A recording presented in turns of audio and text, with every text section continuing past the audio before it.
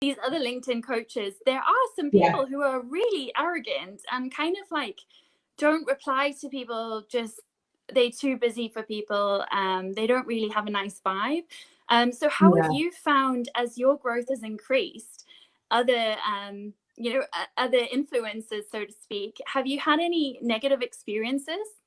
No, I wouldn't say negative experiences. I think I do feel for them, because the amount of direct messages I get on a daily basis is enormous, and it is overwhelming. And so quite often I will lose, every time someone replies to a story, every time I put a post out, I get a whole load of DMs, and it becomes quite oppressive to try to deal with them all the time. And sometimes, like I had a guy the other day who he connected and sent me a message just saying thank you, and I didn't reply to him because it was a Sunday, and I try to avoid my DMs on a Sunday because I'm having family time.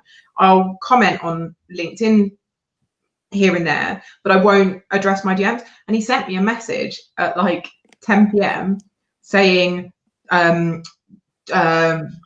too long or too slow, and I was like, excuse me, Alan, it's a Sunday, I've got 64,000 followers, and you're sitting there getting your knickers in a twist because I haven't replied in a timely enough manner to your 2-word post message. Like, what am I even supposed to say to thank you? It wasn't even a question.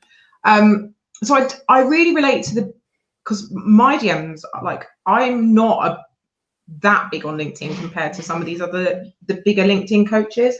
So I do feel for them in that you can't get back to everybody. But I don't know. There seems to be there's either or. You've got the LinkedIn followers with very small followings with very little engagement, and you sort of think, well, why are people hiring them? Because surely they should be able to do the things that they're teaching. And if their engagement is low, how can you be sure that they really know what they're talking about? Because if they can get